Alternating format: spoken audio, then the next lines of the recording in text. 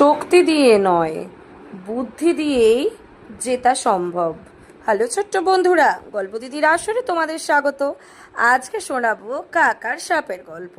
একটি বড় পুরনো গাছের ফাঁকে বাসা বানিয়েছিল এক কাক দম্পতি। তার ছোট ছোট ছানারা খুশিতে দিন কাটাচ্ছিল, কিন্তু একই গাছের ফাঁকে থাকতো এক ভয়ঙ্কর সাপ। কাক যখনই খাবারের জন্য বেরোতো, সাপ তখনই গাছে উঠে তার সমস্ত ছানাকে খেয়ে নিত। কাক দুঃখে ভেঙে পড়ল।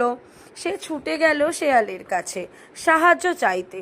শেয়াল ধীরে বলল, বন্ধু, শক্তি দিয়ে সাপকে হারানো যাবে না, এবার তোমাকে বুদ্ধি খাটাতে হবে।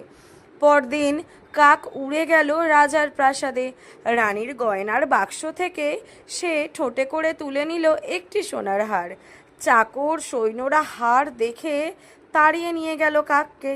কাক উড়ে সোজা চলে গেল সাপের গর্তের সামনে, আর সেখানে হারটা ফেলে দিল।